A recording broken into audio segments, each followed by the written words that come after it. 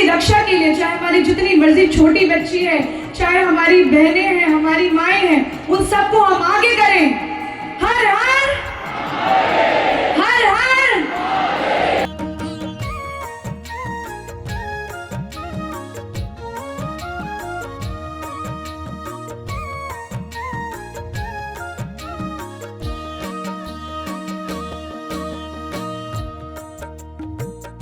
राधे राधे, जय श्री कृष्ण। मैं हूं सुशील गोस्वामी। आप देख रहे हैं तिलक पत्रिका।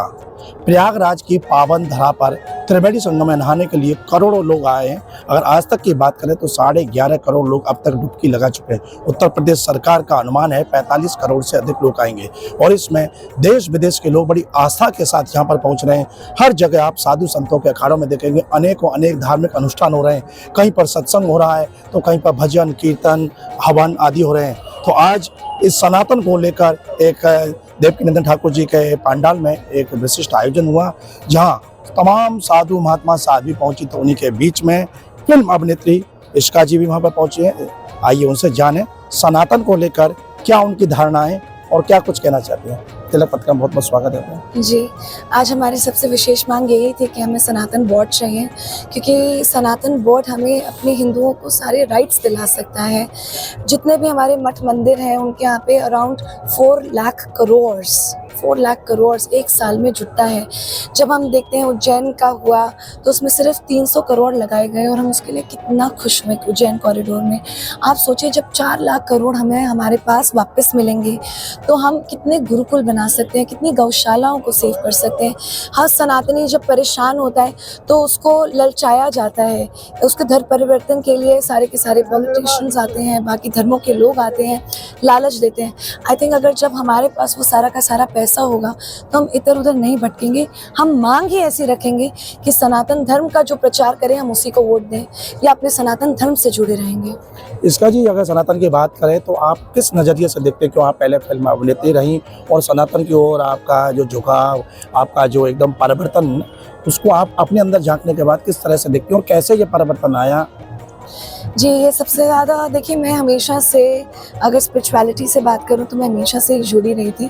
चाहे वो विपश्यना हो गया तो 11 दिन का मौन व्रत जो होता है, चाहे मैं गणपति बिठा रही हूँ ऑलमोस्ट 6 सालों से, इस बार ये 7वां साल होगा, या फिर श्री श्री रविशंकर जी का आर्ट ऑफ लिविंग हो गया, इस्कॉन से जुड़ी हुई हूँ, वो तो मैं हमेशा से ही जुड़ी रही थी।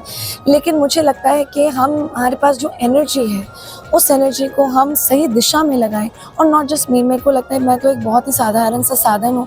हमारा जितना भी यूथ है वो अगर सनातन के प्रचार के लिए आगे आएगा, क्योंकि अब आवश्यकता आ गई है कि हम सब एकजुट हो जाएं और उसके प्रचार के लिए, उसके रक्षा के लिए, उसकी सेवा के लिए। सनातन की सेवा इस समय पे बहुत ज़्यादा आवश्यक है।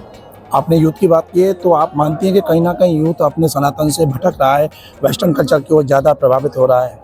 मुझे लगता है बहुत ही सैड बात है, पर हमारा यूथ भटक रहा है। पर मुझे एक और बदलाव भी नज़र आ रहा है कि काफ़ी सारा यहाँ पे भी आ रहा है। क्या है, बहुत सारे लूप होल्स हैं हमारी सोसाइटी में, चाहे वो एंटरटेनमेंट हो गया, चाहे ड्रग्स हो गए, चाहे क्रिकेट हो गया, चाहे आप रील्स के अंदर सोशल मीडिया में, वो इतने लूप होल्स में फंस जाता है कि वो भूल जाता है कि हम सनातन का प्रचार कर सकते हैं, उससे जुड़ नहीं पाता है।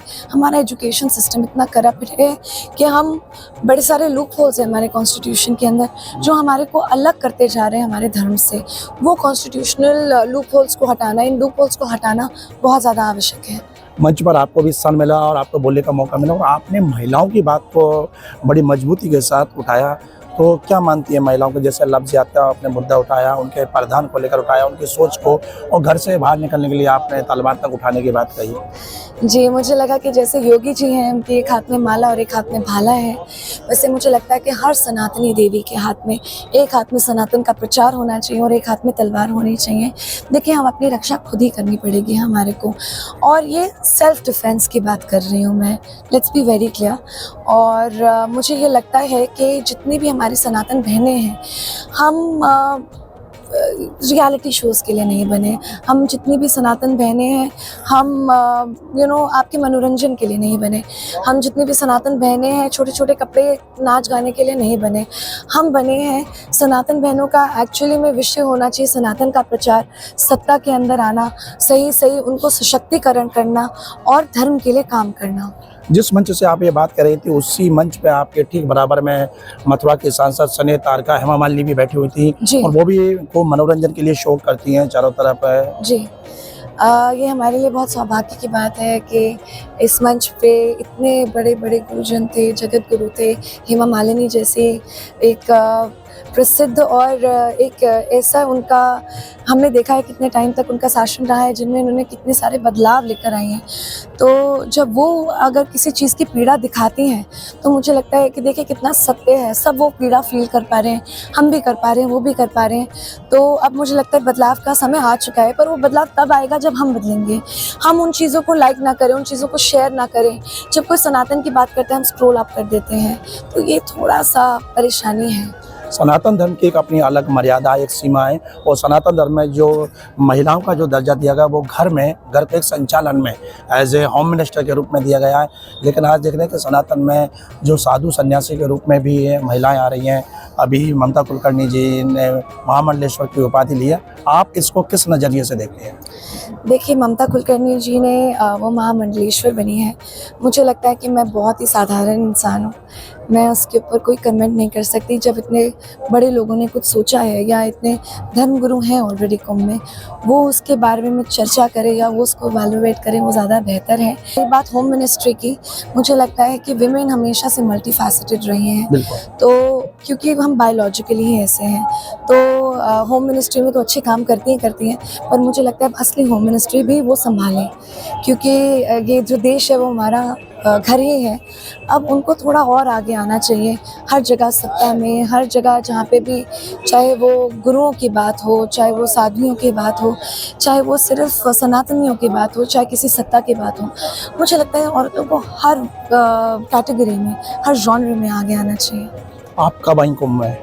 मैं अभी कल ही आई हूँ। कल ही आई हो? क्या सोच लेकर आई हो? कितने दिन के लिए आई हो? मैं तो शिवरात्रि तक यहीं पे रहूँगी। शिवरात्रि तक? जी जी, धन्यवाद। तो हमारे साथ रही हैं स्नेह अभिनेत्री इसका, और इसका जो इन्होंने बताया कि अब तक तो फिल्म अभिनेत्री थी, लेकिन अचानक कहीं ना कहीं सनातन का ऐसा प्रभाव पड़ा है कि अब उन्होंने कुंभ में आई हैं और बताया कि शिवरात्रि पर्यंत वो यहाँ रहेंगी। तो लगभग 30 दिन तक यानी 1 माह के लिए वो यहाँ प्रयाग की नगरी में गंगा स्नान करेंगी, संगम स्नान करेंगी और धर्म पर चर्चा करेंगी। तिलक पत्रिका के लिए रिंकू वर्मा के साथ प्रयागराज से मैं सुशील गोस्वामी।